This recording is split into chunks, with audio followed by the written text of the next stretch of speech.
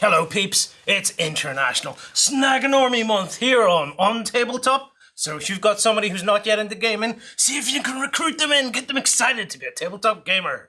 And to celebrate, someone's made us t-shirts. Yeah, we got a letter in from Wilco92. He actually took part in our End Is Now terrain challenge. Yeah. And he actually got I think it was his little niece who got into it. Yeah. And now that it's Snaganormy Month, he's taking her for round 2 to see if he can get her into some Catan and Ticket to Ride. Look what arrived in the post, man. Yeah, swanky t-shirts. Oh, now's the time to Snaganormy.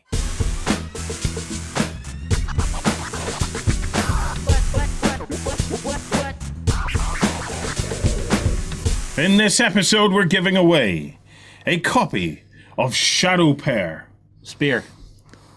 Bear?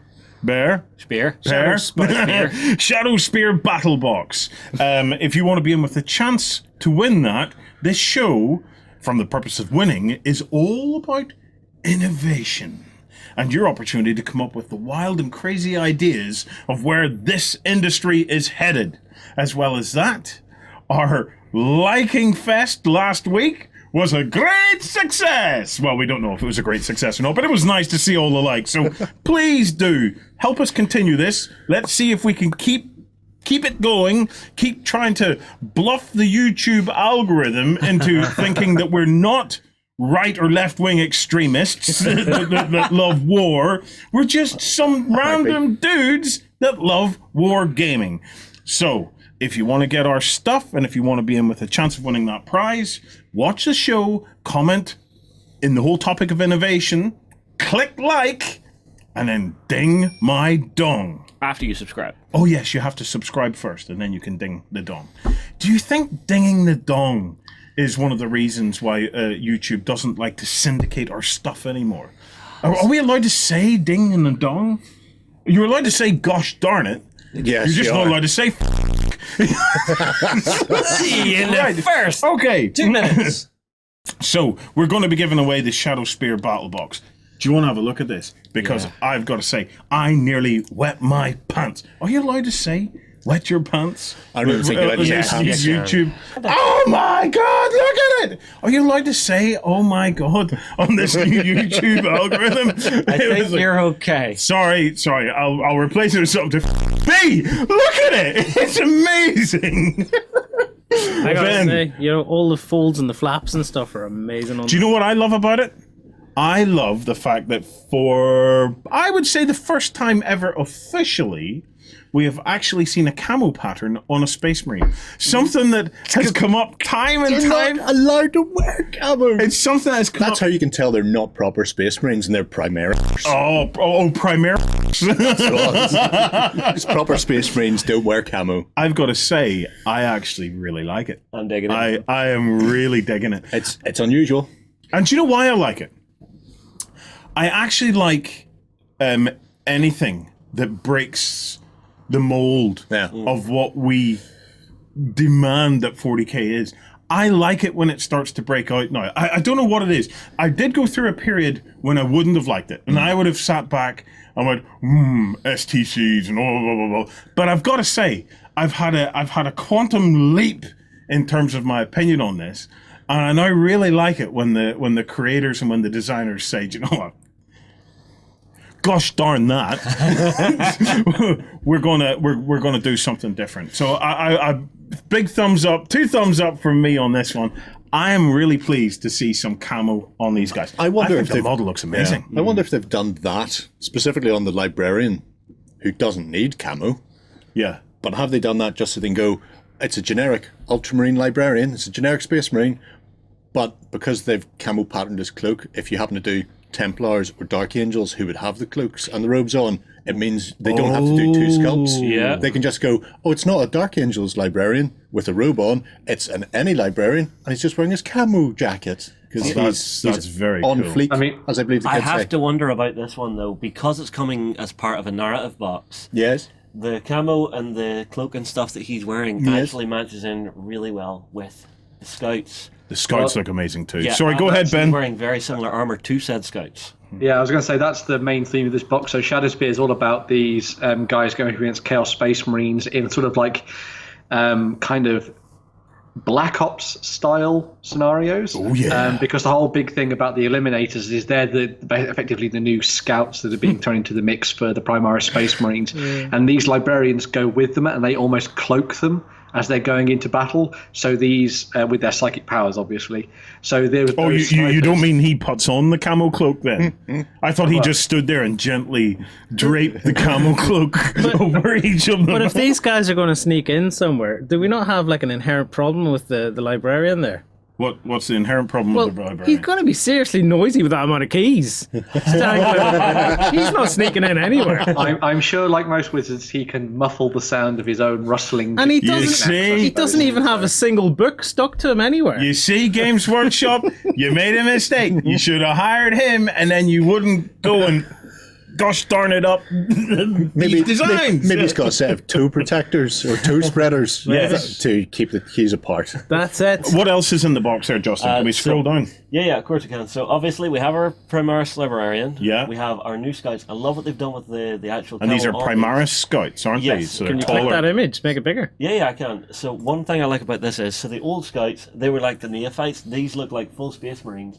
They've got the big power packs on the back, but they've actually took the time to put some camo over the top of that as well. It's really beautiful. Which And there is was an nice. interesting thing about scouts because certainly in some chapters, scouts weren't always the newbies. No. Scouts Space were Wolves, actually the most Right up there. Experienced. veteran. Yeah. So I really like this. Yeah, we've got the gorgeous bit of artwork showing it all off. I'm seeing a mixture of Reavers, the Librarian in there, and then we get into Wait.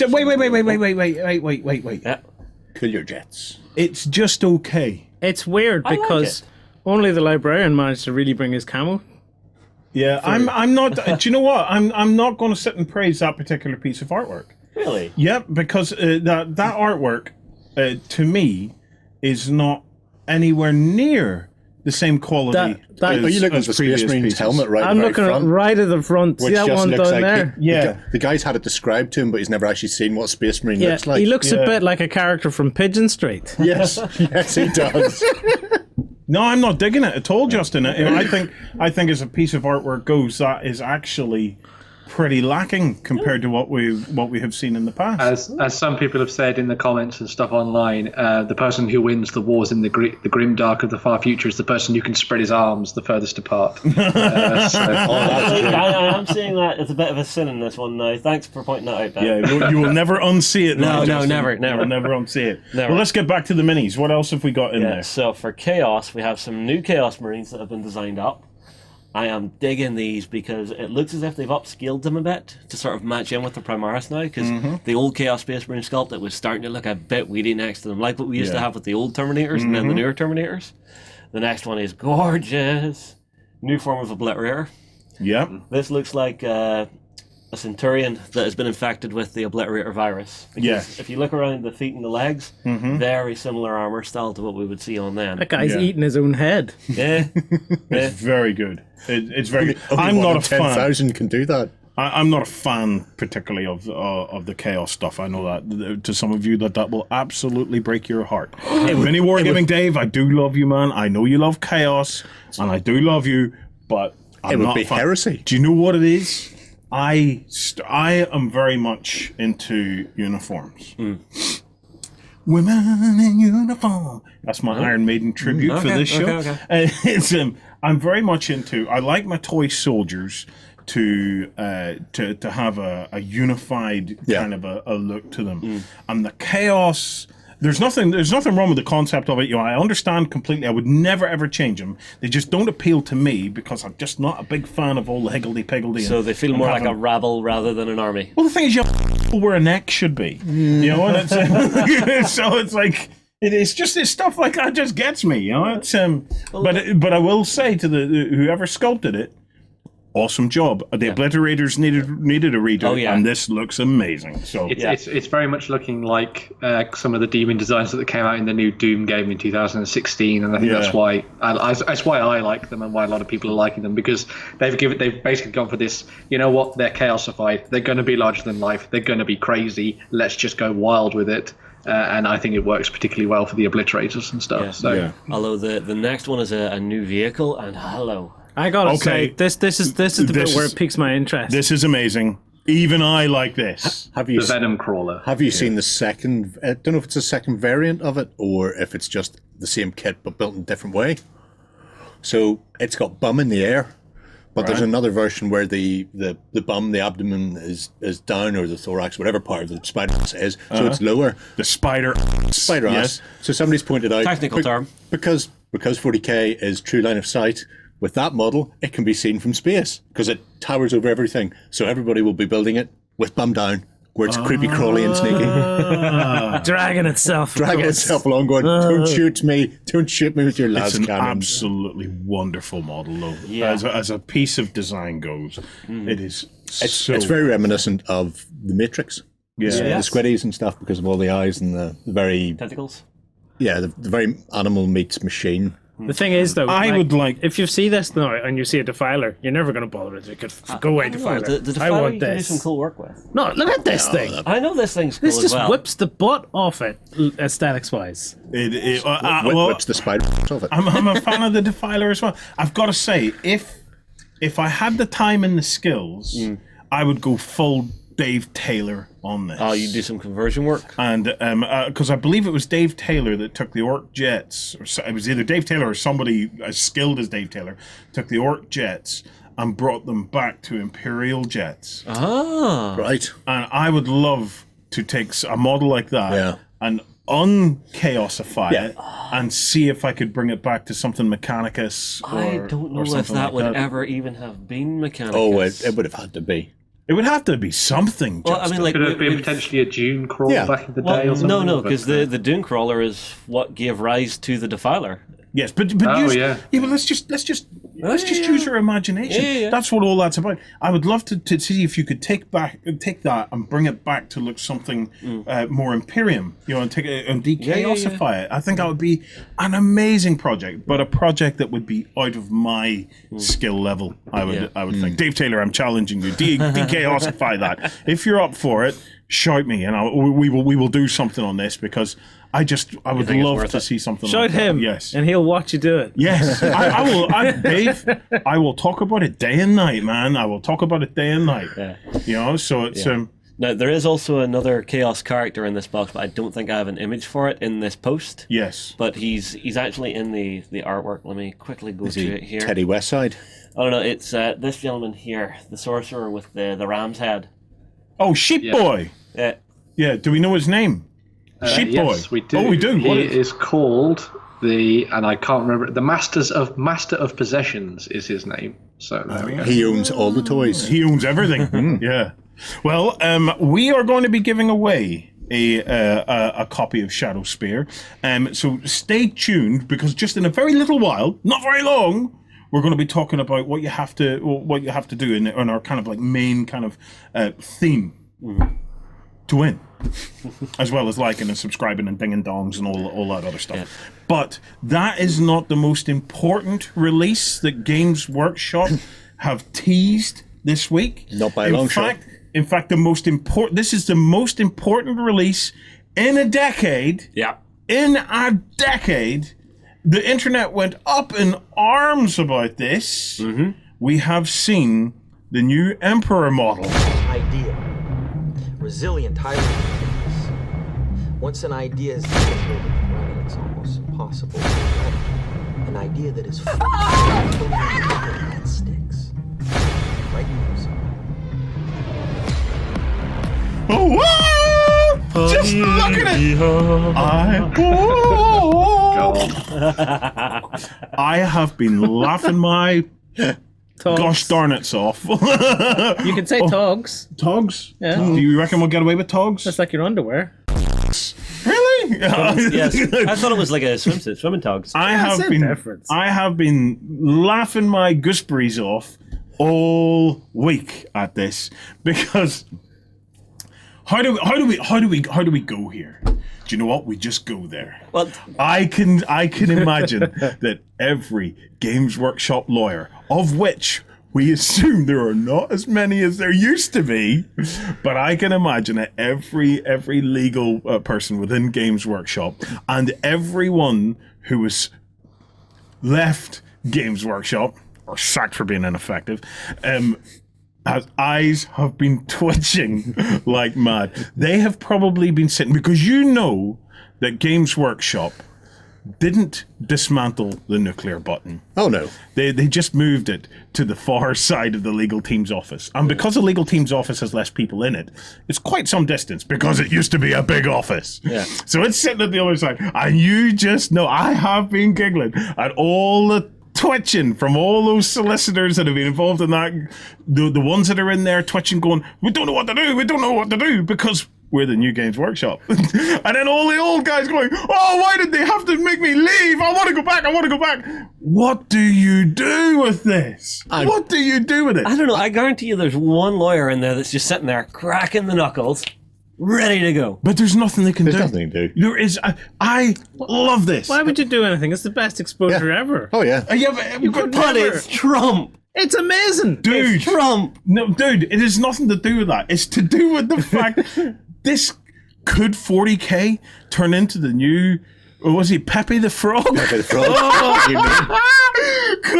Could we have witnessed a moment where 40k becomes the inadvertent casualty, and suddenly the far right totally adopt it as a meme, and we all suddenly become branded extremists because of the thing that we love, and we loved it for 30 years before this. I don't know. I mean, I have to wonder: is President Trump sitting there going, "This looks exactly like me. It is the greatest statue ever." It's beautiful. It's beautiful. I could do great deals I watched through this, and the eyes move.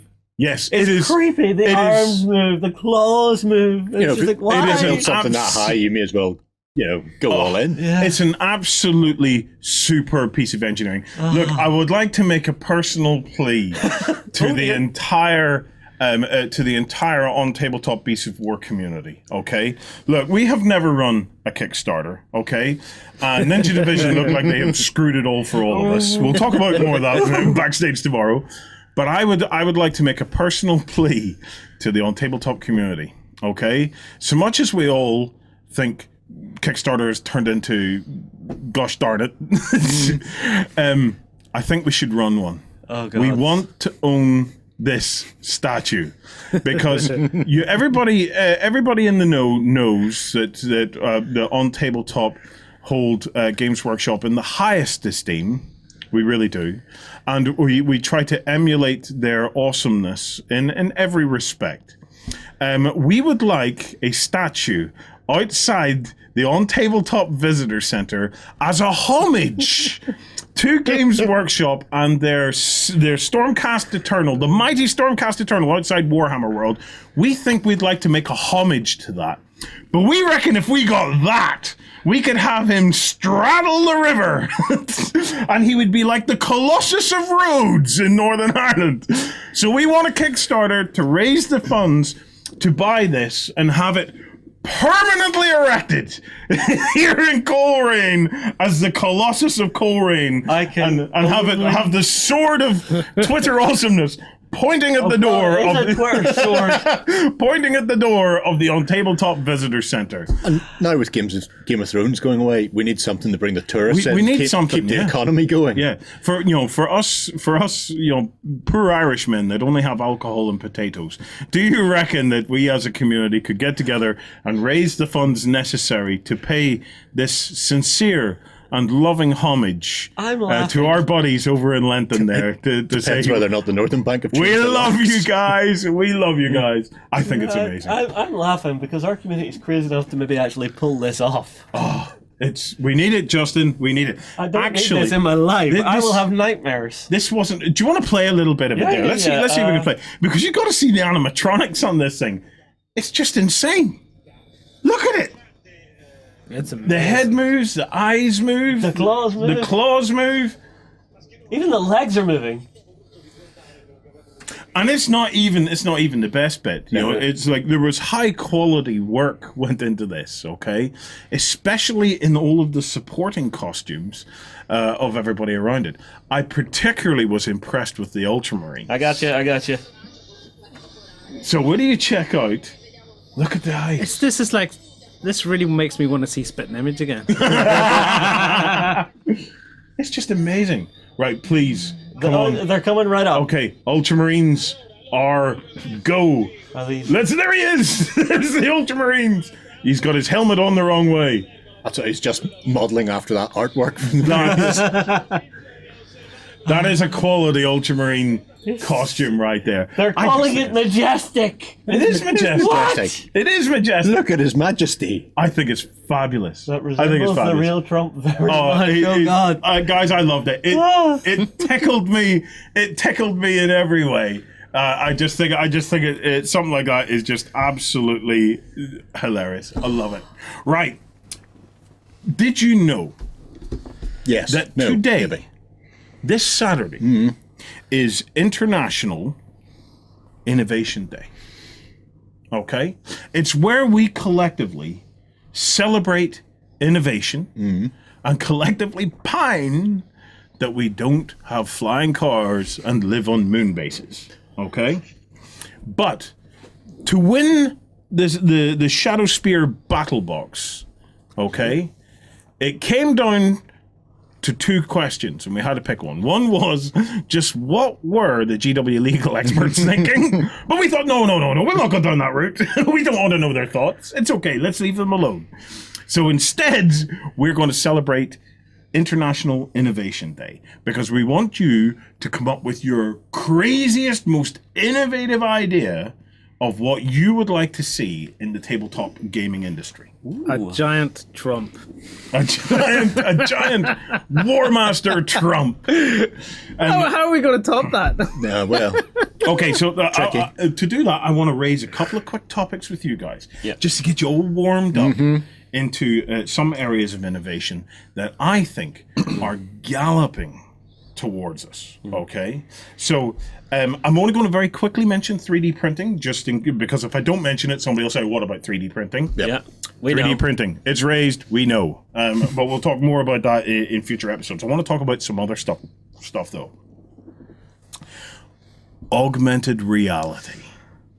I think this could be one of the coolest things to ever happen to our industry, where you put on a pair of glasses, okay, or a HoloLens kind of a thing, and you're looking at your tabletop, and your tabletop is basically coming to life, and your rules and your stats and things like that are all appearing over the units because it's recognizing all of the units, and you could even tap it for tactical tips where it could give you some kind of like tactical awareness. What would be cool in that is it'd be a great leveler, where if I'm playing the mighty Jerry, with all of his tactical prowess and terrible dice rolls. It's highly intimidating.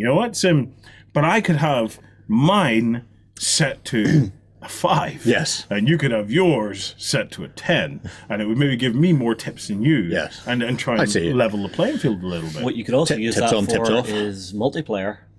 Multipass. Well, multiplayer. If you had, right, let's say you're here in Ireland. Yes. You're wanting to play Gianna over in the States. Yes. You both lay out the exact same gaming table.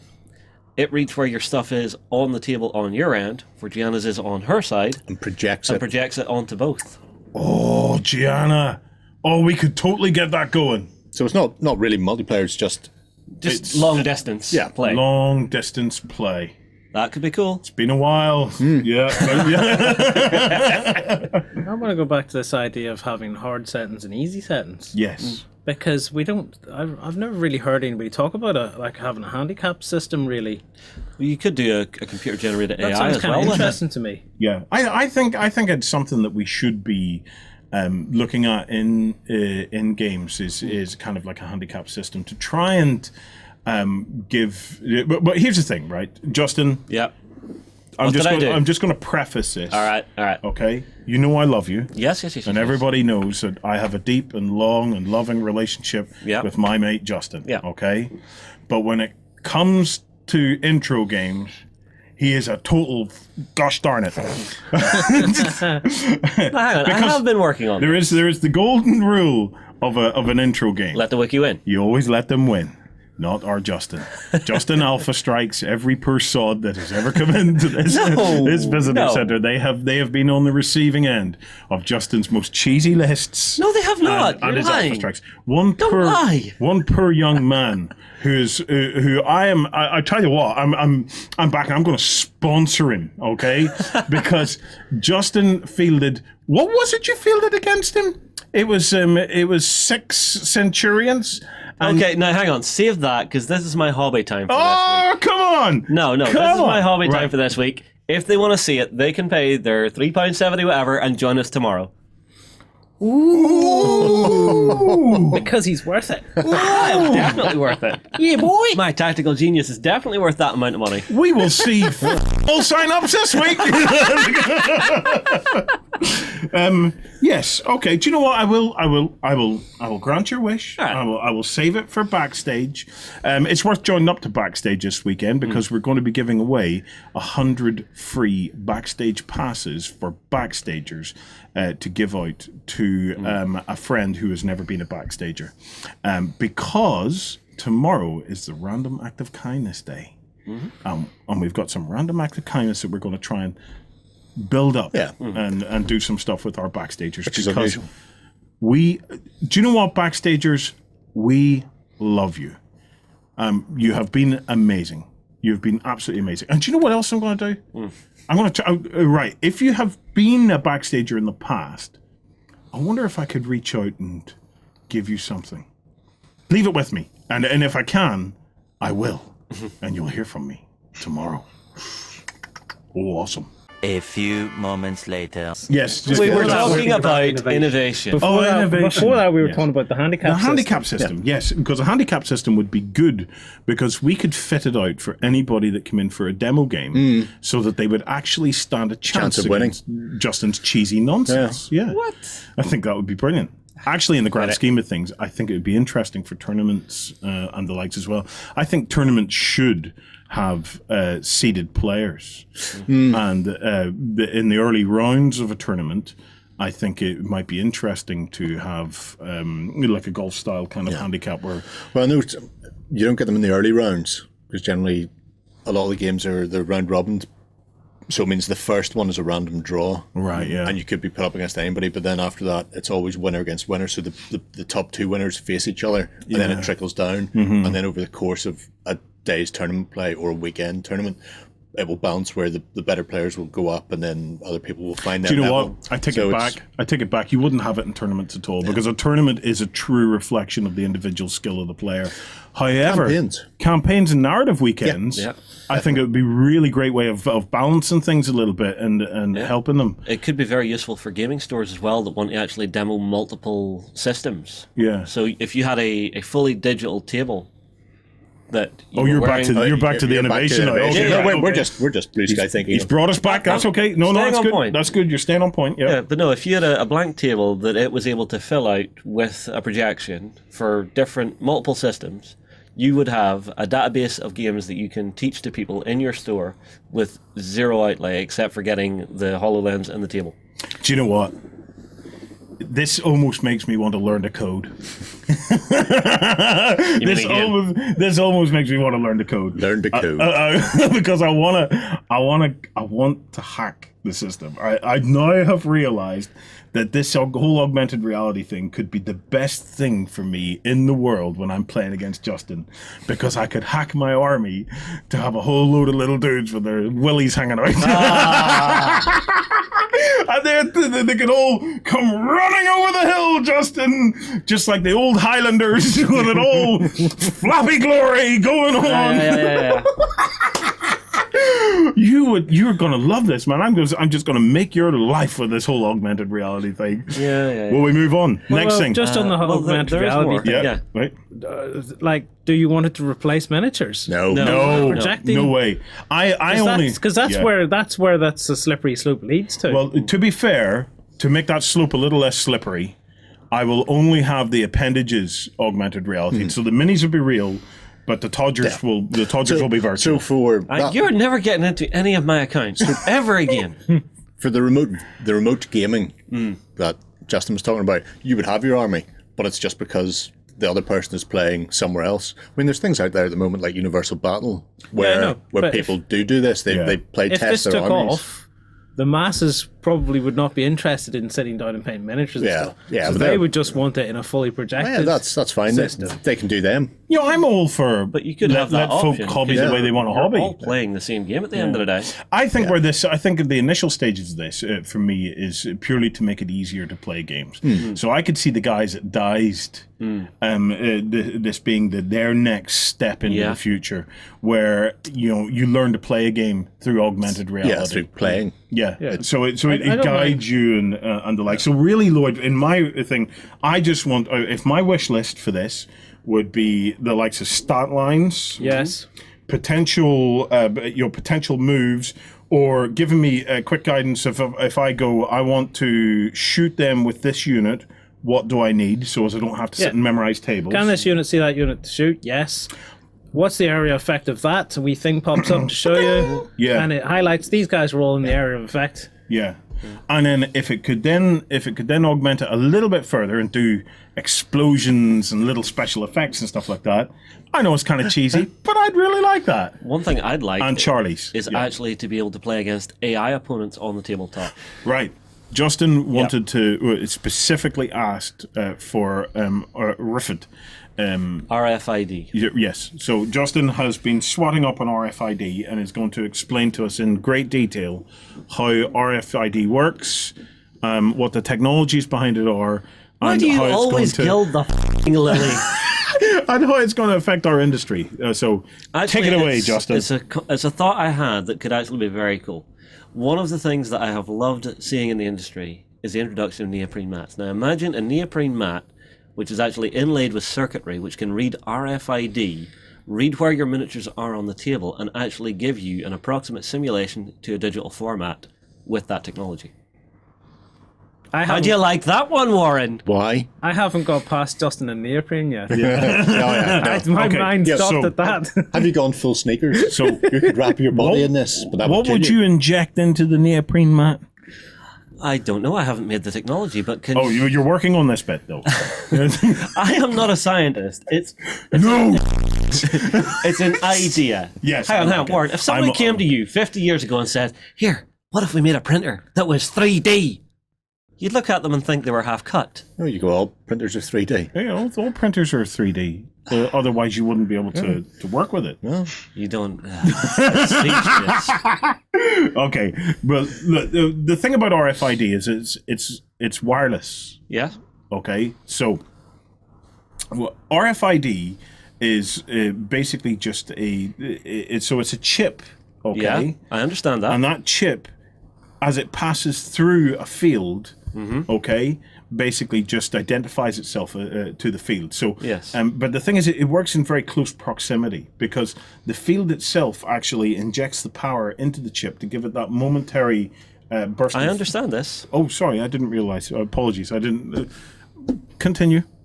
Right. So the field is generated by your mat and Okay. read through the mat. Okay.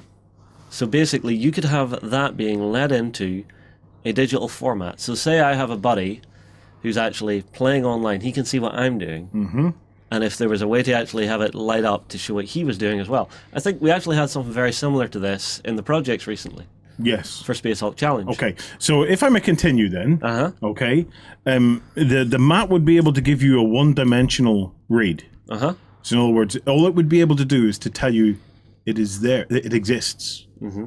Okay. A bit like a chessboard. Yes. So, well, no, not even like a No, chessboard. checkers. So all it could do is tell you that something exists. Right. If you want to do this right, you need triangulation. Okay. Okay. So what you actually need is it to interact with multiple fields. Okay. To give, because you need it not one-dimensional, as in I exist, and not two-dimensional.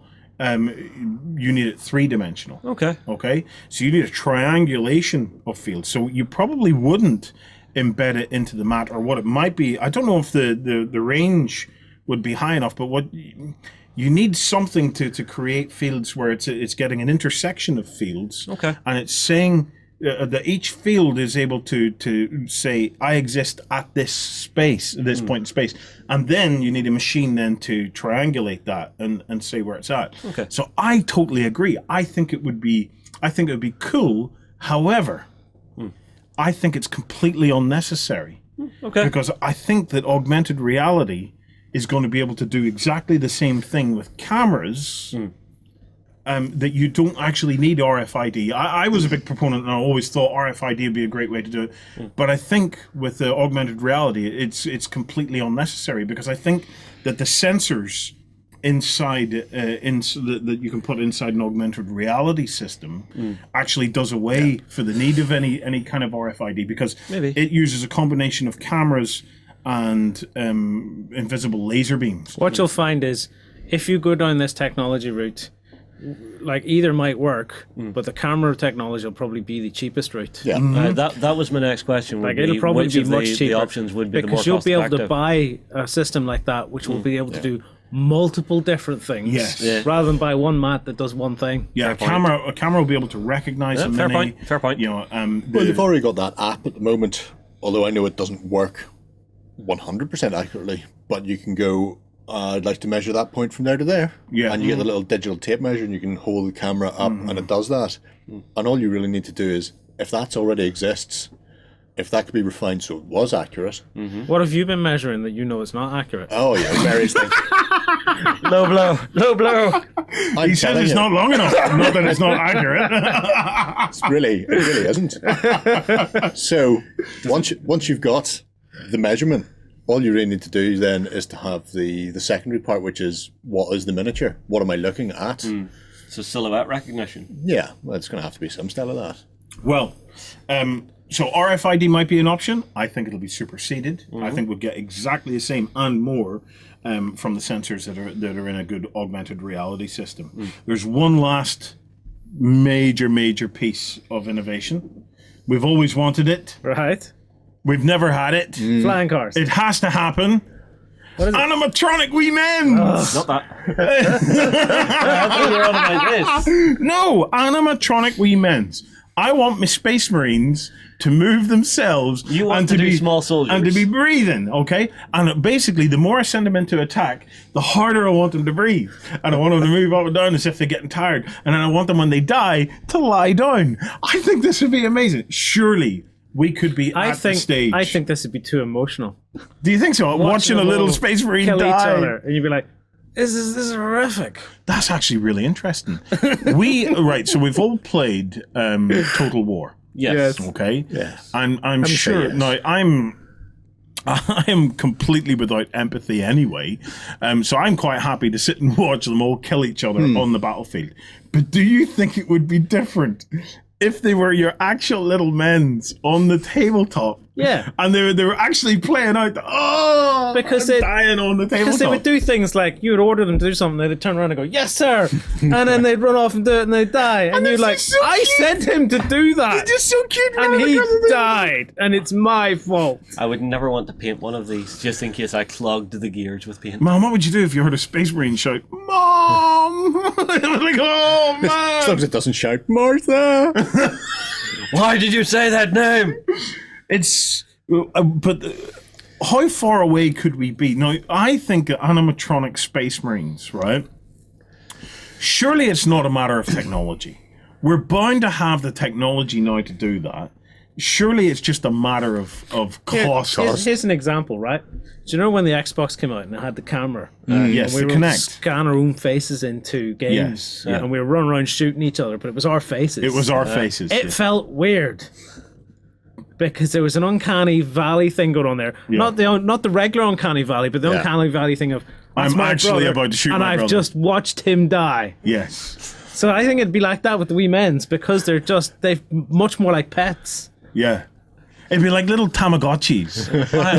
all dying on the tabletop. There was an old movie, Small Soldiers, if you remember it, Warren. Yes, I do remember Small Yeah, Soldiers. where they actually took weapons grade chips, put them into toys, and the toys became sentient. Yes. It would be like that. Well, I think that the science behind this would probably be somewhat more complicated than that. But yeah. Same concept. Sounds weird, Tommy Lee but then Jones, I'm that'd not be an fine. RFID expert, so I true. wouldn't know for sure. So I defer to the scientist here. You know? Ben, what do you think? Would you like little men running around in your room? Would you like them? Imagine if they escaped from your army case. Like on that shelf behind you there, they could be running around and saying hello to you in the morning. Battlefone would have to completely change their slogan. It would be no longer protecting your army. It would be Protecting you from your protecting your kitchen. Oh, it'd be like Puppet Master, the movie. Yeah, I'd love it. Yeah, if my little Oathsworn characters could bounce around on the tabletop, that would be wonderful. I'd still feel slightly heartbroken when they died, but it would still be very cool. So yeah. Well, there you go, guys. What is your innovation? What have we missed here? I'm fairly confident that by having Justin on our team, that we haven't missed anything. That we've completely covered in great technical detail all of the innovations that are headed our way. But we would like to hear yours. And by posting an innovation below, you could win a copy of Shadowspear. Alexa, set a reminder to post a comment below. That's so evil. Okay, Google, set a reminder to comment on Beasts of War. Hey Siri, set a reminder to put a comment on Beasts of War. Oh, God. Right. We had to hit them all. Ben, time to cover some news. We're going to kick off with the Punk Apocalyptic starter set. We've been covering these guys for a while, watching the build up to this. Yeah, so Bad Rob Games have been doing some amazing stuff. They've gone through a couple of different iterations of the game already. It went through Kickstarter. Well, I think it actually Indiegogo to begin with, and it's been going down a storm apparently in Spain. It's a really, really big game over there, and they're actually looking towards their new 2-player starter set that's coming out. So in this box, you get a gang of mutants and a gang of gangers, which are all new sculpts that they've gone back to the drawing board with and put together. And you actually see some famous faces in there as well from popular culture, which is very cool. I do, yeah. Mm-hmm. Including there's a little bit of a Leela in there, and there's also a Sonic, sort of like the new take on the weird meme of Sonic as well, which is quite fun, which I thought was very good. But as well as that, included in the box, you'll also get the rulebook, all the tokens you need, and dice and all those kinds of things as well. But yeah, it's just really fascinating to see what these guys have been doing. It's one of these like smaller games underneath the surface that's been bubbling away, a bit like a game like Bushido from GCT and stuff, where it's really, really popular, but it's just not really in the mainstream or anything like that. Yeah, so an underground one, yeah? An underground one, yeah. And one of the interesting things about this as well is that the rulebook's going to be coming out in English and Spanish, so there's going to be plenty of opportunities for us to come and pick this game up and play it for ourselves as well. And I got to say, the sculpts for this are looking absolutely fantastic, and I love all the characters sort of drawn into these, which is really good. So, yeah. Oh, I like him. He looks like an Olympic t-shirt. No, do you know who he is a spitting image of? Oh, pants. Sid Vicious. No, not Sid Vicious, the other one. Oh, Sex Pistols lead singer. Johnny Rotten. Johnny Rotten. Is he not Johnny Rotten? He totally is. That is He's fantastic. missing a tooth or two there. Yeah, that guy down there is the Rat Cutter, which is a special miniature you'll get as part of the starter set. And he's the actual author of the Scrap Bridge Gazette, which is like their kind of in-world magazine that comes with all kinds of really interesting sort of like tactics and tips. A little bit like the old Mordheim, I think it was called Warcrier, was the their little magazine they did as well for that. Yeah. So yeah, that's really cool. I will warn you in advance when you come across it, unless there's an issue on my show notes here, there are some strange naming conventions in this. There might be a little bit of lost in translation going on in that. I'm not going to say anything more just yet. You'll find out whenever you come across. But then, it's that is how they're named. Yeah. So just this is bullet point 2. Yeah. So just beware when you come across. I think that there's got a lost in translation thing going on there. But we'll see. Back to Keyforge. Okay, Ben, what's up? Okay, so the guys at FFG at the beginning of this week talked about a new set of cards for Keyforge, which is their unique card game, and this is the new set called Age of Ascension. And this brings in a whole new set of cards for you to play games with, including new characters, new artwork, and a couple of new mechanics as well. So there's some of the ones they talked about on their live stream, and as part of their sort of reveal article as well, was you've got Alpha and Omega. So Alpha cards are cards that you have to play at the beginning of your turn in order to get the benefit from them. Yeah. And then there are Omega cards, which have to play at the end of your turn when you're activating all your cards, and importantly they end your turn immediately, so they're quite powerful or they have certain effects, but you have to balance that against everything else you've got in your hand. The other really key thing to this as well is that they also introduced a new keyword called deploy. So when you're playing Keyforge, you have to put your creatures down to the tabletop at either end of your battle line effectively, so right or left. Deploy characters can go right into the middle of that and wherever you want to place them. And they might have things like armor buffs and all that kind of thing, and generally sort of get better for being surrounded by your allies as well. So there's some really interesting things going on there. The other key thing they actually talked about, and they had Garfield on to talk about this, the creator behind this, to talk about how it's going to work in terms of like the old set and the new set and what's going to happen with that. They actually said that all of your Call of the Archon decks were going to be completely legitimate and totally, you know, up to par with what's coming with the new set of cards for Age of Ascension. And one of the key things actually with that as well is that, because a lot of people are actually talking about this, but I genuinely believe that because of the way that the game's set up, where each deck is its own individual unit and it's effectively its own engine, there's no real deck building to fight against something else. So if your engine works from Call of the Archon, it's still going to work in Age of Ascension. Obviously, the proof is going to be in the pudding when we see the game played. But yeah, I can't wait for this. I love the world of Keyforge and all the artwork for it, and I'm just chomping at the bit to play this decks. So, I'm just waiting to see that AI spit out new names. Oh, I can't wait. I can't wait. I'm fairly certain somebody's gone back by now and has removed some of those words. Yeah, but then it just has to get more creative. Yes. Yeah, they have actually said that a whole bunch of new words have been added into the system and new parts for the Archons. So I'm sure there's going to be some. It's going to be fantastic. This week's biggest news for me was actually the announcement of Osprey's Ragnarok. So this is a new game from Tim Korklewiski. Korklewiski. Can I just call you Korklewiski? Because I just think that's an amazing name. This looks insane, and it's called Heavy Metal Combat in the Viking Age. That's my two favorite things. It's heavy metal, Vikings. It's amazing. Presses all the buttons. Yeah, so this is from Tim, and this is a new game that has had published by Osprey Games, coming out very, very soon indeed. We've actually been talking with Tim about potentially doing some cool stuff with him. Oh, so please do. Please do. But one of the cool things about this is that it's your Vikings have seen Ragnarok happen around them. The world is coming to an end, the gods are dying, monsters are everywhere, Midgard is being torn apart. So your Vikings decide that the easiest way to solve all these problems is to fight their way to godhood, become the new gods, and completely save the Nine Realms. So this is a campaign. And the Nine Realms has just been gotten touched. And they work their way all the way up to being gods. Okay, so the campaign... I think I can translate that. So the campaign is where the Vikings basically fight their way through and work their way all the way up to being gods. Nice. It's the old question, Warren. Are you a god? But yes. There you go. But where's the metal in it? Yeah, the heavy metal aspect to it, Ben?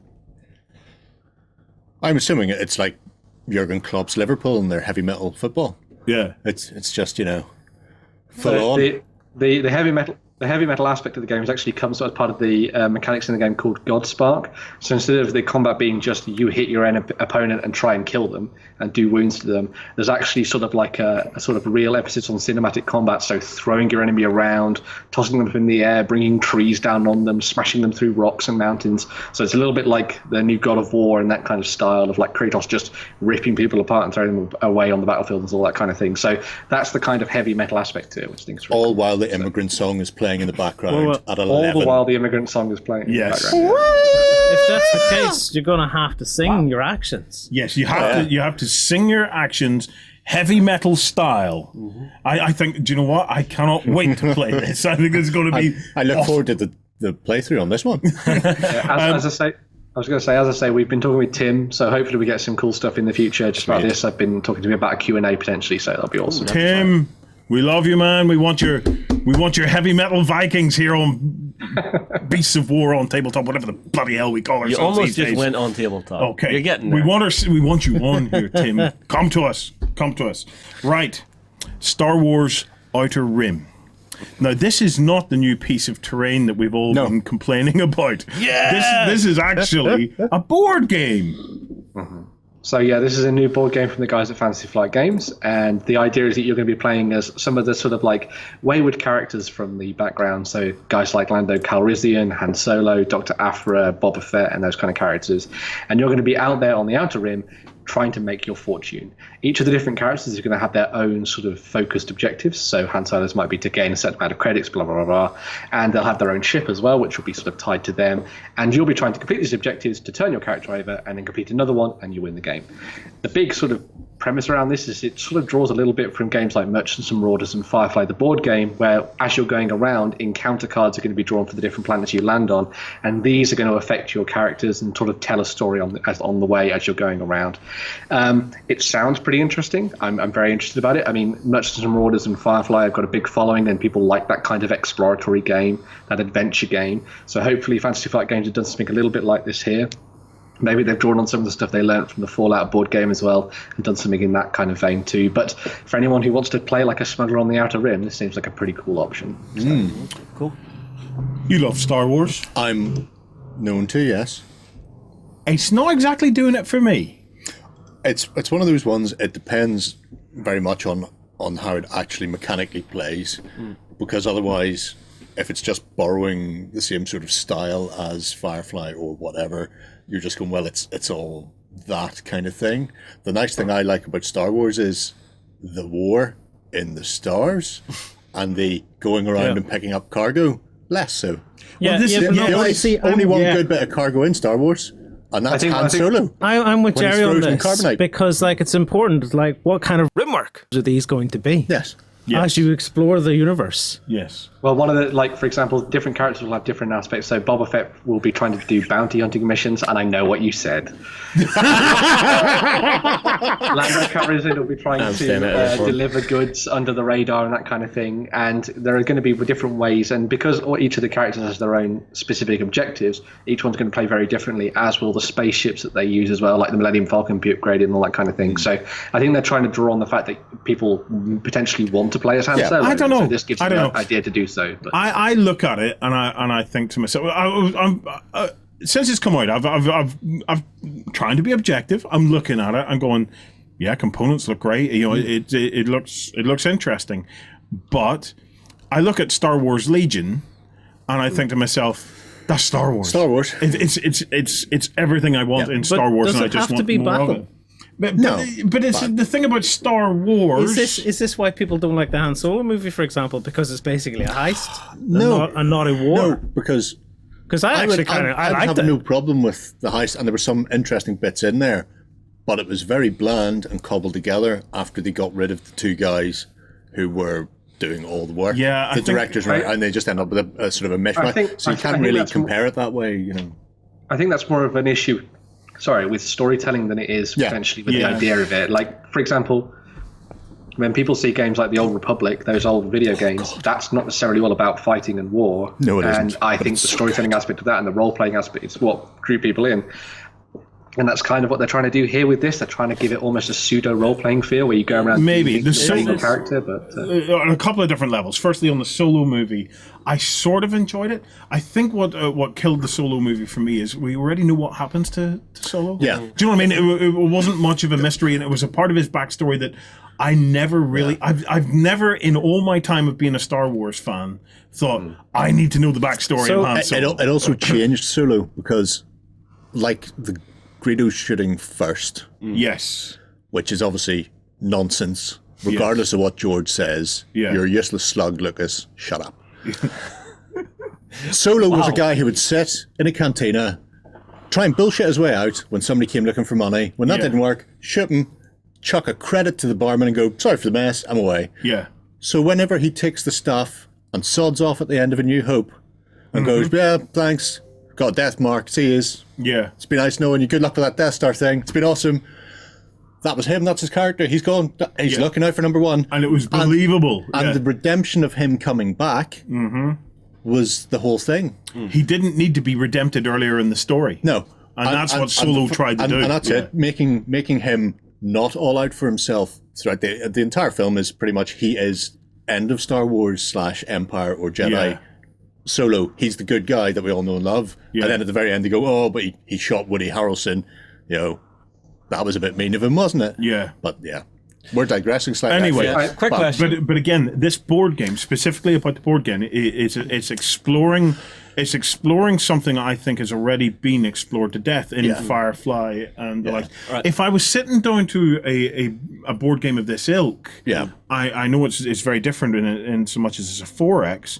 I think I would rather play the Star Trek game from Gale Force 9 than... Who are always boldly going. Can I ask a question here? Yeah.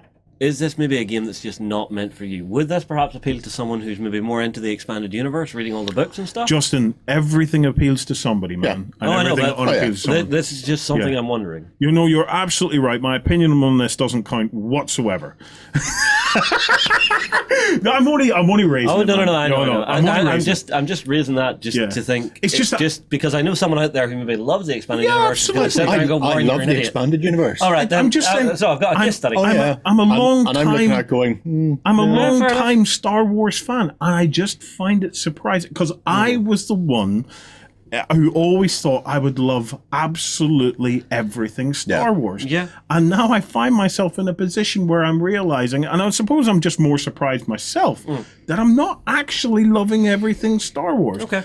To be fair, I was never much of a fan of the Star Wars lunchboxes and all of that there. But I mean, in terms of actual serious takes on Star Wars entertainment, Yeah. which Yeah, you this thought is, you would love everything. which is now part of it. I look at the. Well, did you love Caravan of Courage? Battlefriend was better, but hey ho. It's. I just look at it and I just wonder to myself: is it Is it oversaturation? is it an aspect of Star Wars that I want to that I here's feel the thing. compelled to I I explore? think Jerry's nailed it on And the head one of the things we looked at whenever Disney got the license, and it was like, they're just going to keep releasing these things forever.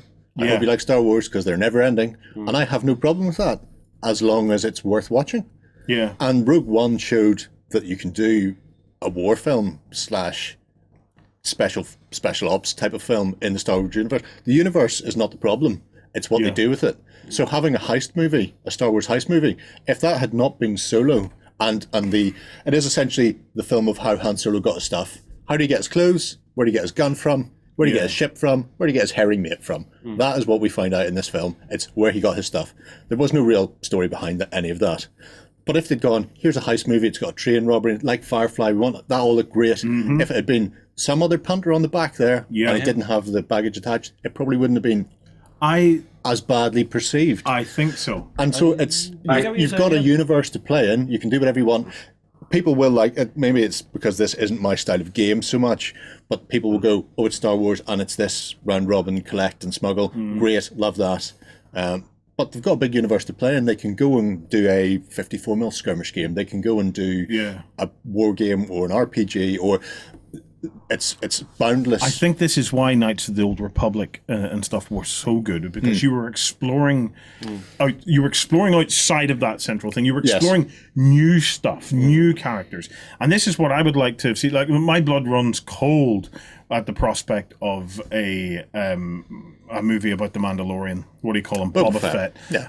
Even a movie about Obi-Wan Kenobi. I want Disney to go elsewhere. expand it. Yeah. If they went, we are going to go and do Revan's story in the Old Republic. I was a people big would fan go, of Rogue One. I thought Rogue One showed huge promise. It was the Dirty Dozen. What the universe could the support. Dirty Dozen in space. Yeah. I was going to say, I think this is where what they're doing next with this bounty hunter movie that they're coming out with. I think that's where they're going in the right direction, because everyone thought it was just going to be about the story of Boba Fett or the story of Jango Fett, but it's not. It's I about hope they're not in it. Yeah, it's about a different guy. So I just like that idea. Yeah. So it should be fun to see what they do with that. It remains to be seen. We'll know better when we get a chance to play Outer Rim. This is an interesting one. This is amazing. I seen this morning and immediately went to Ben going, have you seen this, Oh Ben? Jesus! Dungeons and Dragons: The Stranger Things. Oh God! set. Why? What do you mean, oh God, Oh why? God, why? There's a Hang on. generation of people who only know about Dungeons and Dragons from that TV show. I feel like it's amazing. This is Snaganormy. I feel like such a numpty, because I was sitting there looking at that going, what's the connection? And it's just dawned on me what the connection Yeah, is. this is absolute Snaganormy, and it's come out, and it's mentioned in February during OnTableTop's International Snaganormy Month. Yeah. Yes. Okay, so Stranger Things season 1, fine. Yes. Season 2 gives me such levels of rage you would not believe. I have shut out my TV for this goddamn show. But other people are enjoying it. Yeah. Yeah, and they're more than welcome to. And remember, as you kindly pointed out to me, Yeah. our opinion counts for I never said those words. But hold on, Justin. This crossover's fine. Yes. Like, This if is we season if one. we The crossover's if we fine. can have aliens versus predators or predators versus Draculas Dracula. on a Predators versus Titanic, Dracula we on the can Titanic. certainly have this. You can have this. All I'm saying is, Stranger Things season 2 gave me rage and put me right off it. Well, just play this as season 1. Well, Ben, what can you tell us about it, mate? So this is going to be a new start set that's coming out from Wizards of the Coast and Hasbro, and it's based obviously on Stranger Things. So it's actually the adventure model inside it is the one written by Mike, one of the characters from the show, called Hunt for the Thessal Hydra, Lovely. and it's the adventure that they play through. Additionally, added to that, each of the different pre-generated characters are their characters from the show, which is really that's cool. And they've also got some additional bits and pieces in there to take your characters from level 1 all the way through to level 5. And of course, the basic rules for D&D are free online to go and pick up as well. So you can take things a little bit further if you want to, with some loads of free stuff, effectively. Yeah. The starter set for D&D is actually only like $9, $15 from most American stores, about £10 in most UK ones. So it's a pretty good thing. And this one comes with 2 little miniatures. So you've got 2 Demogorgons. One of them is painted and one of them is unpainted for you to do whatever you want with it, which I thought was a really cool idea. But yeah, just a really awesome intro to Dungeons and Dragons, going through that adventure. I mean, I already have D&D out the wazoo, but I am totally going to pick this up, I think, just to see what it's like. Oh, yeah. So, Hasbro, I just want to say thank you, because weirdly- it's stuff like this that is great. Whenever because I watched Stranger Things when it came out, and it was like, this is amazing. And at no point did I go, we need this adventure. Yeah. I need this in my life. And then they went, we're doing this. I'm going, oh, I do need this. I need this in my And life, it's like, yeah. I was like, it's everything that the kids did. Going, I love it. I As a absolutely love product, it. I love what they've done with it. I will give them that, because the amount of distressing and stuff they've done on the box to make it look like that old beat up box that you have sitting in your attic is really cool. yeah. I think Even that- the additional booklets that are included within the box have a little bit of that distressing to make it look like AD&D and first edition D&D as well. So I think it's a really, really cool idea. And as you say, it's going to be helpful for snagging normies. Yep. So, yeah. And, Fantastic. and if you're wondering, the little metal Demigorgon that they used in the show is available. It's the old Grenadier Demigorgon. It is, It's yeah. available from Merliton Miniatures in Italy. So I'll be ordering one of those, so I have the real one. There you go. Plastic ones can There you go. Right. Next up, we have an interview. Yes. Sam gets to sit down with Needy Cat Games and George Mann, and they're discussing a brand new announcement. So check it out. Hello, everyone, and welcome. I'm Sam from OnTableTop, and I'm really excited about today's interview.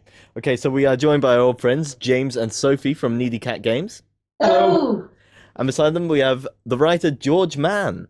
Hi, thanks for having me here. Yeah, thank you very much for coming on board.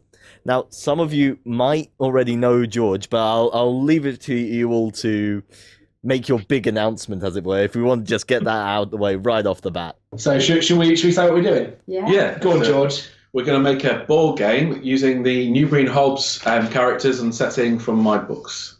Yeah. Yay! And this is the first time we kind of said it out loud on camera. This is This is a big moment for us. Yeah. Really is. When I got the email about this, I was really excited. I went off, I did a bit of research. I'll admit, I hadn't come across Newbury and Hobbes before. I'd seen the books in the store, but I hadn't read them. But as soon as I did my research for this interview, I immediately ordered myself book one in the series. You're in for a treat. They're a cracking read. Yeah. Yeah. I'm not saying that because George is holding it up. I'm going to gun to him just here. Let's just get a brief introduction of you all for those who don't know you. First, James and Sophie, if you want to start off. So James and I are Needy Cat Games. Needy Cat Games is a small games design studio based in Nottingham. Most recently, we've worked on Hellboy, the board game, which was an amazing experience, really great fun. We've also got some other things in the pipeline that we can't quite talk about yet. It's been a great 18 months so far with Needy Cat Games. So I'm James. Hello. Some of your viewers might know me. I've been on the show a few times in the past. I used to be Mantic's community manager, so I came and did the Dreadwall Academy series with you guys a while back, some King's War videos with Justin. This is what we've been doing, as Sophie says, for the last 18 months. Also, I'm working on a game called Rhodey's Rule with Mark Gibbons. I think we spoke about that Spiel. That's still happening. It's on the boiler. This is This is our first game as Needy Cat Games completely that we're doing kind of off our own back, that we've not been approached by someone else to do. So this is very exciting. Yeah. Absolutely. And I'm George Mann. I'm a writer. I've been writing Newbury Hobbes books for 10 years now. So we're just celebrating the 10th anniversary of the first book in the series. Also, I've written for Doctor Who. Just announced a Star Wars book recently. Just a couple of little things.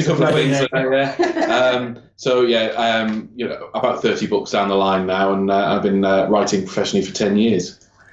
As someone who wants to break into professional writing myself, I am seething with jealousy on this end right now. Keep going. Thanks. Okay, so can you, George, can you tell us a bit about Newbury and Hobbes? How many books are in the series? What kind of books are they? Okay, so there's 4 novels already out, and a 5th one comes out next week, actually. So when this goes out, this might already. So when this goes out, there's a new book that's hit this week. There you go, 2 announcements. As well as a comic book series and a bunch of other stuff. And Newbury and Hobbes, it's a mystery series, really, essentially, setting an alternative version of Victorian London. So it's 1902, and in the real world, in our real history, Victoria would have died, but in Newbury and Hobbes' London, Victoria's being kept alive on a kind of steampunkish life support throne, and she's going slowly mad, basically. And Newbury works for her. He's so it's a universe where there's kind of the occult means something. So there's occult and supernatural threats. There's kind of weird technological threats as well, from a kind of steampunky sort of theme. And Newbury and Veronica are there as a kind of first line of defence, and they work for the Queen. But they're slowly realising that she is going bonkers, and perhaps they're working for the bad guys. So that's kind of the ongoing theme of the books and comics. I absolutely love that mix of the steampunk and the supernatural. That's a focus I really like. Yeah, it's very much kind of, when I started writing the first book, I was just trying to draw on all the things that I love, basically. It was sort of a kind of melting pot of Doctor Who, Steed and Peel from the Avengers, Sherlock Holmes, and Hammer Horror, and that's kind of that's where it comes from, really, with a bit of folklore mythology. That's a hell of a mixing pot. It's funny that you mention Stephen Peel. I've seen I was looking through some of the comic images, and I can really see that now you mention that. Yeah, it's there a real influence. It's mainly from that kind of the quirky side of those stories, and B just the dynamic between the two characters. It was really obvious that Emma Peel isn't just an assistant to Steed. She's a fully formed character in her own right, and that's really what I wanted to do with Veronica as well. Yeah. I just realised as I said that I said Stephen Peel rather than Steed Peel. I have lost major geek creds. It's been a long time. We'll just pretend it never happened. Yeah, never happened. For those of you who haven't watched the original Avengers, I really recommend it. If you like, maybe skip the film. Yeah. Oh, skip the modern film. That's another thing that never happened. Absolutely, yeah. Go back to the Steed and Peel, the black and white box set. The first one is brilliant. So, how did you first come to be writing this series? How did you find yourself writing that first book and then realizing, oh, I've got a series on my hands here? Well, I was really lucky, to be honest. I wanted to be a professional writer for a long time and publish books, and I'd done some non-fiction, and I'd done a small press novella. Science fiction one, and I wanted to write a big epic space opera, largely because that's what I was reading, and I thought that's what's going to sell, that's what publishers want.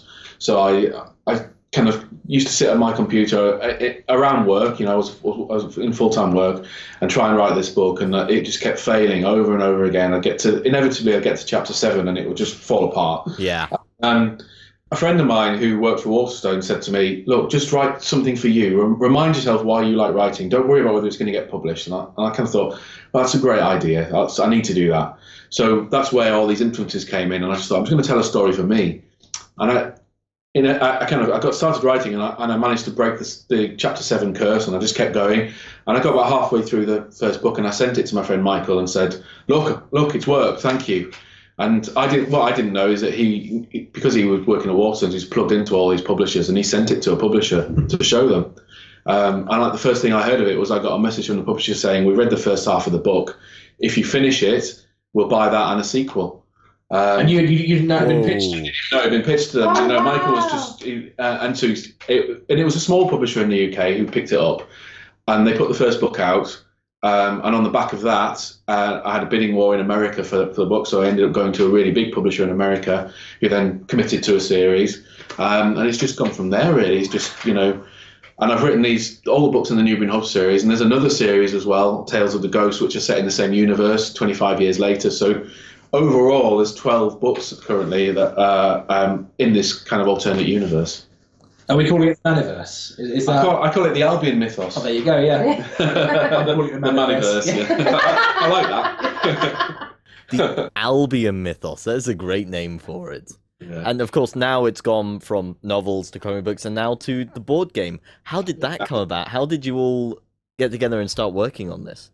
Yeah. Well, I think what happened originally was that we actually had someone approach us who wanted to make the game and said, "Oh, I'd really like to make the Newbury Hobbes board game," and we were really, really excited about the opportunity. And they approached us and George separately. And we started talking about it, but then it transpired that they had some other things in their schedule and they couldn't quite fit it in, and they had other priorities. And we were absolutely, fair enough. These things happen. You have these sort of pitch meetings and you chat about things, and then quite a lot of the time they don't happen. So, we moved on. But the longer we thought about it, the more we got excited about it. And we were just like, oh, I really want to do that game. So then we ended up talking to George directly, and we were just like, do you want to just have a go at doing it as us? Do a joint venture. Yeah. And we've known each other for quite a while anyway. Yeah. Well, that was one of the big draws of working on the project was, we know got to each work other. together, Yeah, exactly. And so we thought, we've got enough, connections and links around the industry. We probably can, make this happen. And, Exactly. we're doing it. Yeah. Well, it was always a long-term goal for us. I think Needy Cat Games has always been with our eyes in the distant future was, one day we'll be able to make games for ourselves. But this was just such a great opportunity that we've kind of not given it up. We really want to make sure. We've got a bit between our teeth. I mean, I've always been a gamer and love board games. I've always wanted to be involved in board games, and I love telling stories in different forms. Yeah. And I'm sure that's something we'll talk about in a while. But this was an opportunity to do that as well. Yeah. Yeah. So a bit kind of just this interesting, series of events which has ended up, being a real opportunity for us. So really excited. The game itself, how does it play out? What sort of game can we expect to see? Yeah. Shall I field this one? Yeah, go on. Yeah. So we don't want to say too much yet. We've got like a whole promotion plan. We're going to drip things out so people can sort of, get to see what's happening as we go along. But to give you a real sort of rough top-down view, it's an investigative, narrative-based game with kind of branching narratives. So you will make choices within the game. You're playing as a core set of investigators. Newbury Hobbes, Bainbridge, various characters from the series. And you will go through, you will be investigating leads, following clues, working on one large kind of investigation over the course of the game in a campaign mode kind of thing, broken down into individual chapters, like a novel, each one of which has its own, mini investigation going on within it. So it's very much like reading a book. The difference is that you have choices, and your choices will matter. That everything you do will have a consequence. Yeah. You might choose to follow a certain lead, which will close down other leads, and then as well as that, because of kind of our background, we thought it'd be really cool to introduce, as well as just the core narrative, an element of like a tactical miniatures game. So there'll be certain points where, having gone around and followed various leads, you will suddenly go, right, now there's an action scene. It might be a chase or a stealth scene or a fight, because there's a good few punch-ups. Well, I think that reflects the books really well, though, because the books are a really beautiful blend of sort of investigation and doing all the sort of the slow stuff, and then it will suddenly go to an action scene. We've tried to reflect that in the game, which means that you move onto a board and you have board pieces, and that action will be reflected in the board, and then it will go back to the narrative. And what's really exciting about that as well is that George is going to be writing all of the narrative for the game. So this isn't, I think it's quite a rarity when you use at the moment. There are so many licensed board games out there, so many games that are working with an established IP, but they're just kind of borrowing from it. Whereas here, because George is completely on board and collaborating on this is a canonical entry in the series. This is new stuff. Yeah, it's a brand new story that takes place within the world of Newbury Hobbes, and we're even going as far as introducing a new character in the game, who will feature in later stories as well. Yeah. So it's a proper installment. And I love that. That to me is so exciting. I mean, I'm a big fan of I love anything where you get to play with an IP in a different way. Yeah. Back when the Matrix movies were out, there was a whole series of like a video game, a set of graphic novels. They all fed into the main continuity. Yeah. And when you then watch the later movies, you're like, oh, hang on, that's the character from that thing. Yeah. And that's what we're doing here, and that's really exciting. Yeah. And I think what's really exciting is that we get to play with the canonical sort of story as well, because you're going to be able to make decisions throughout the game, and you're going to be able to choose which way you go. Do you chase that person, or do you investigate what they left behind? That will then mean that your journey through that story might be different to what the canonical story is. Yeah. So there'll be a through line thread, which is what happens in the world of Newbury Hobbes. Yeah.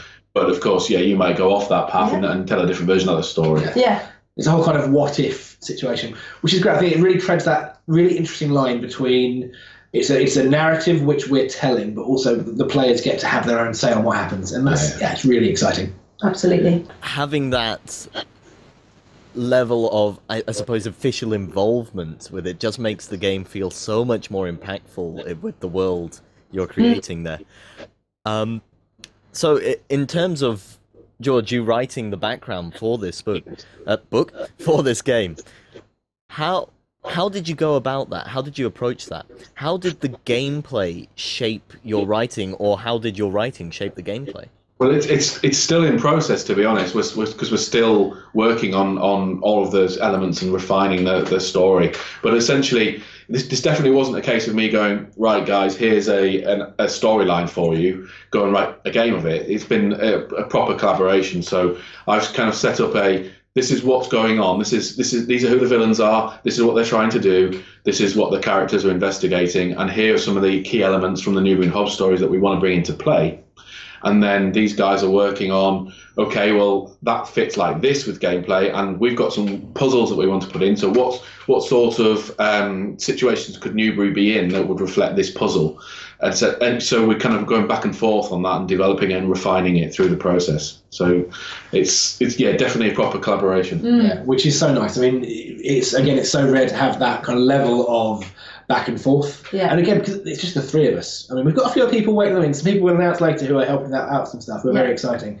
Because we are the core team. Yeah. It is. There's no red tape. There's no bureaucracy. We just go, right, here's some ideas. George, go, off you go. And it's so fast working this way. I love it. Yeah. And as well, it means that sometimes when we're having planning meetings, we'll just suddenly evolve a whole concept of like, oh, well, if this happened, oh yeah, but that thing could happen. Oh yeah, but then this thing could happen, and then and then the way that could work in the game is like this, and that's such a rewarding development process to have that kind of such an organic way of growing both the story and the game at the same time is so rare. I mean, this isn't a case of us buying an IP, licensing an IP and slapping that on top of a game that we've already written. This is very much like this has been grown from the very ground up as being a full collaboration and development. Yeah, and because of that, I've been able to seed it into other Newbury Hobbes things that we're doing as well. So I haven't even told these guys this yet, but I managed it. There's a short story that's kind of a prequel to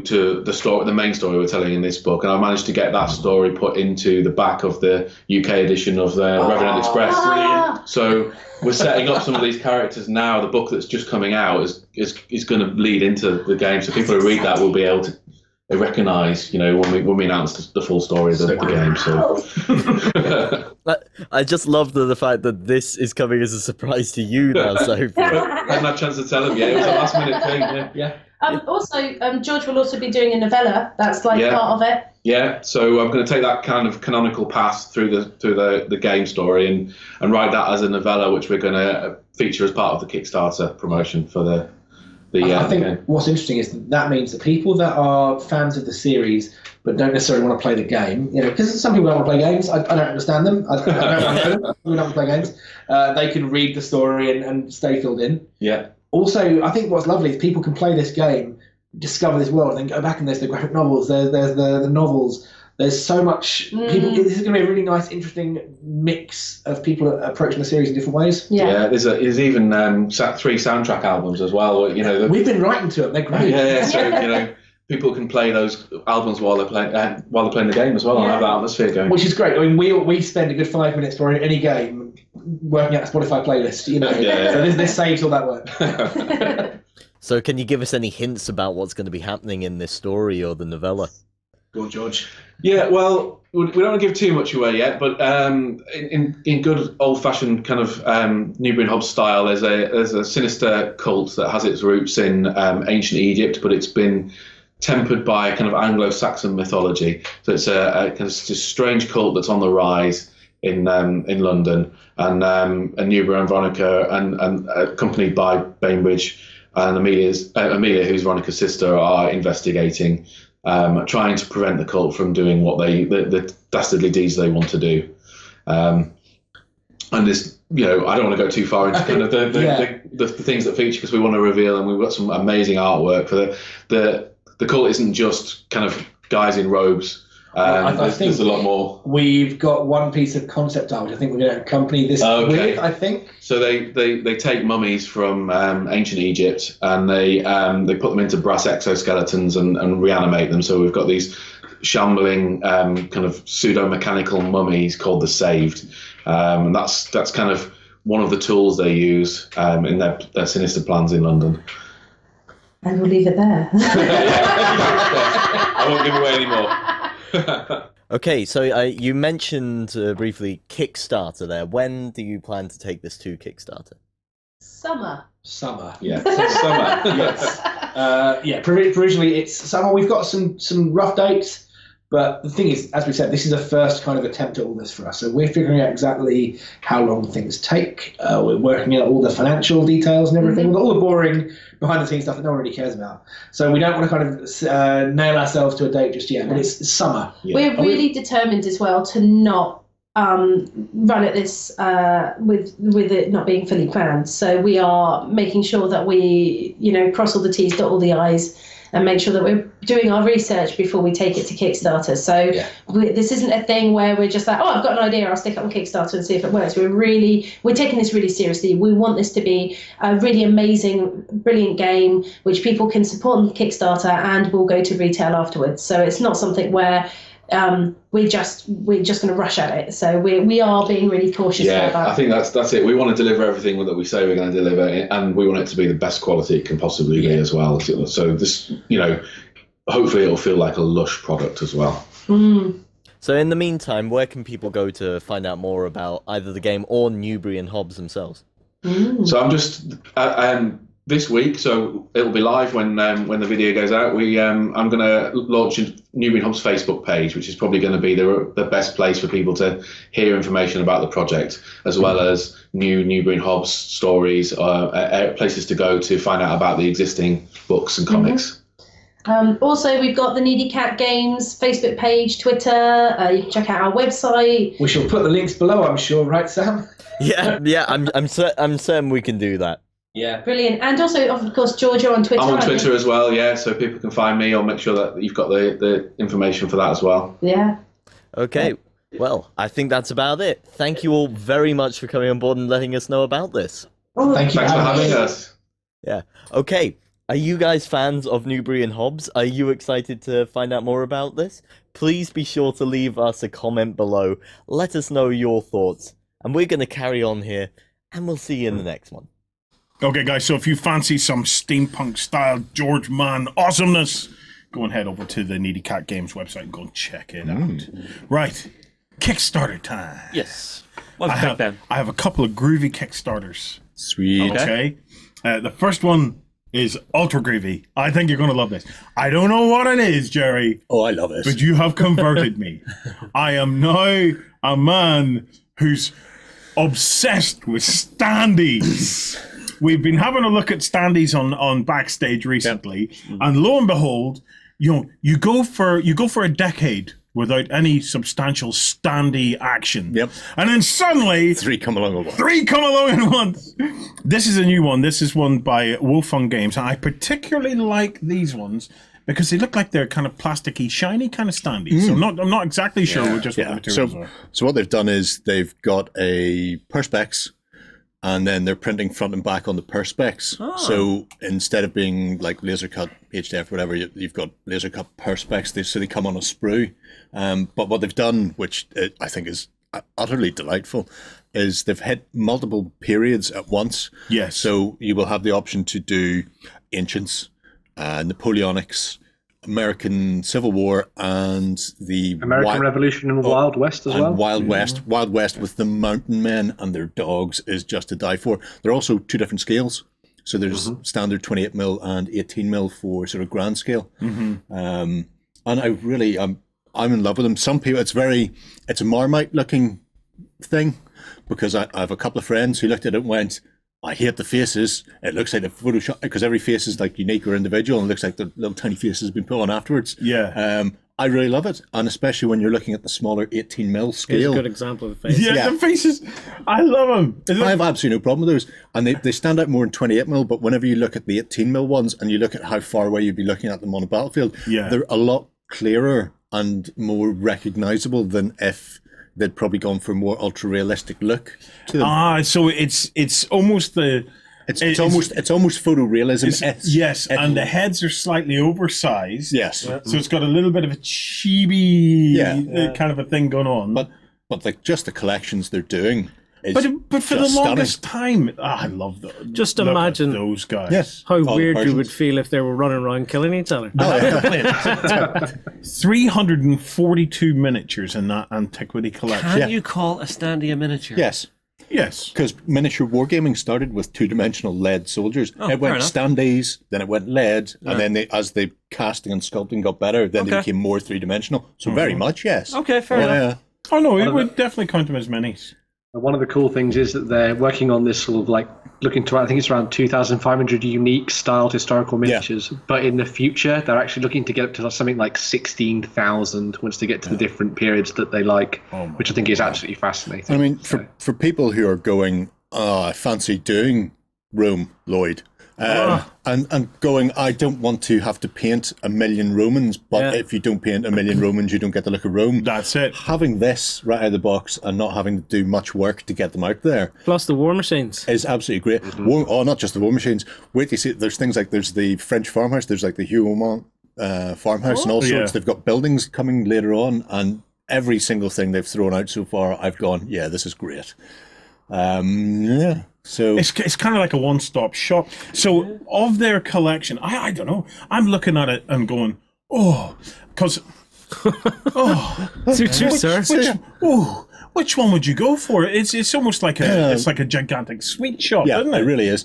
Well, currently, because I had looked at the Wild West stuff and went, I'm not going near that. It's not a period that I'm not going to say I don't like it because I've got several rule sets, but it's not a period that I'm currently interested in. I'll skip that.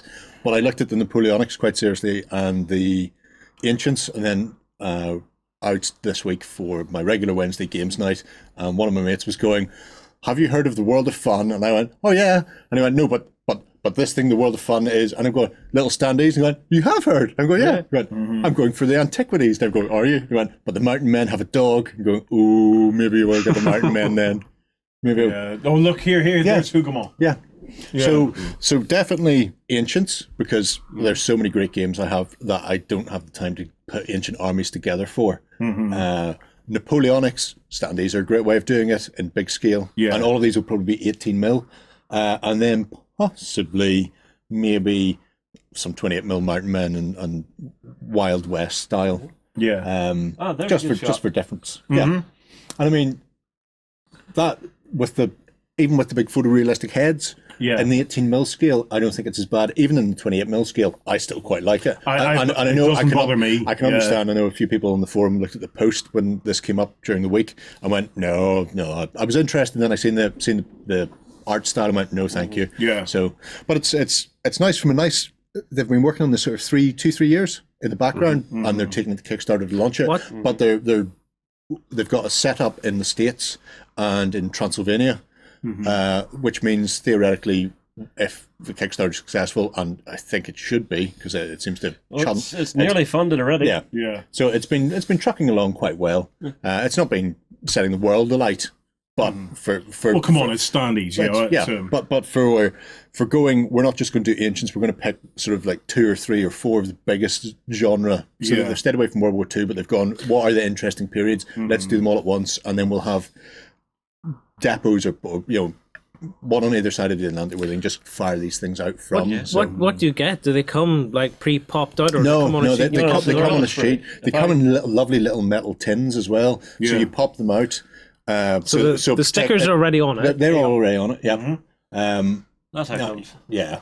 That doesn't really show Wait, us. so it comes on like almost like a sprue thing, and you just push it out? It comes exactly on a sprue. You push it out. But hang on. And then afterwards, you can store them away in your little metal tub. Just similar to board game tokens and stuff. Yeah. It just pops out. Yeah. But it's in the perspex. It's already the perspex done and the print's already on there. So all you're doing is just clipping them off. And I would clip.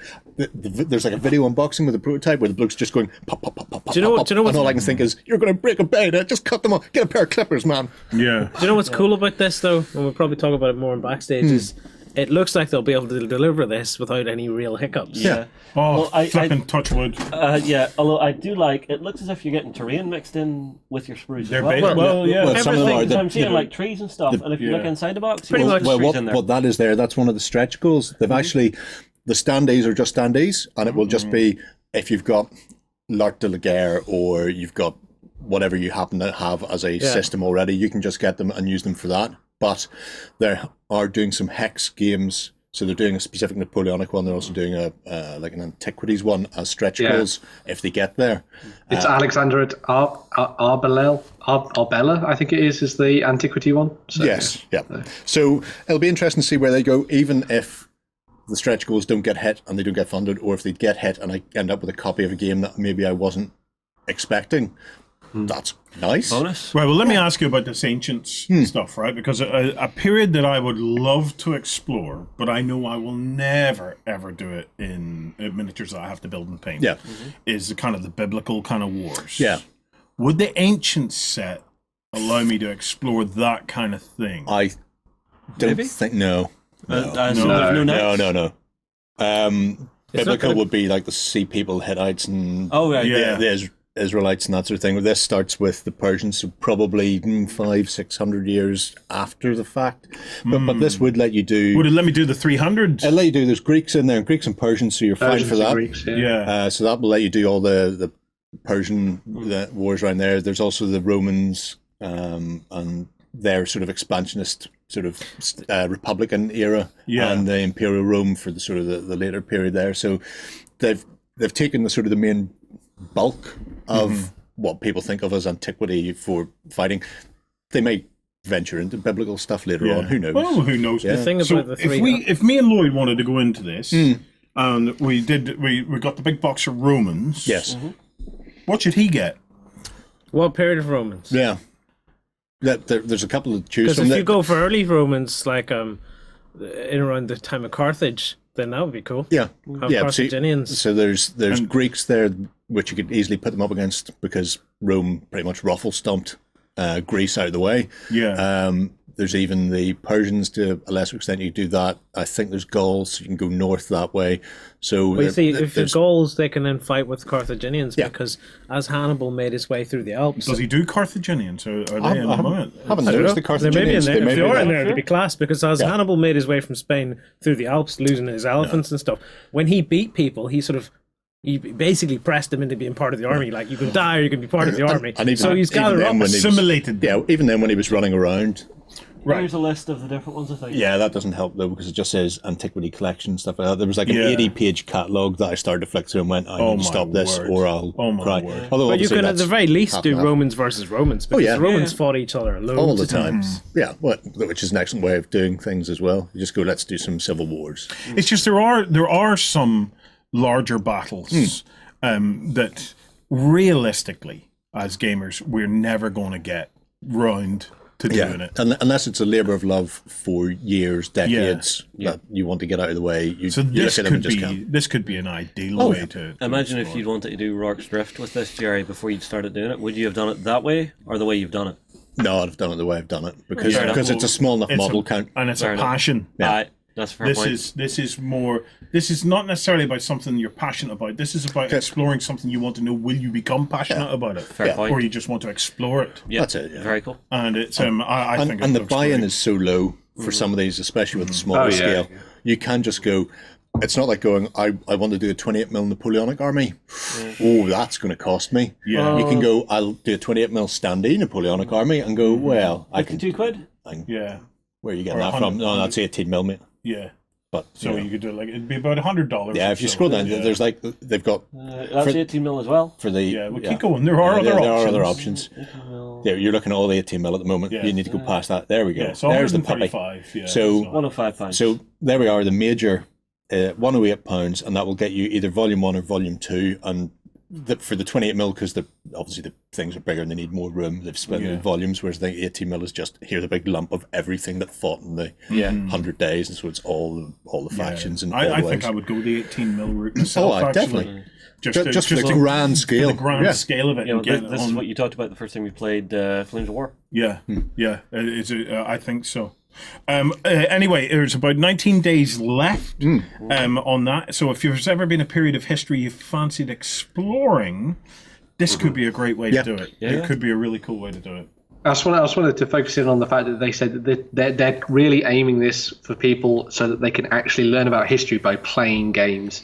And that's the really cool core concept to what they're doing there that I thought was really fun. Snagging Ormy. It's all part of Snagging Ormy, man. They didn't realize it when they were putting the Kickstarter together for the last 3 years, but they coincided it perfectly. Fate. Right, next up we have Parks, the board game. This is by Keymaster Games. Ben, I get the sense you're loving this.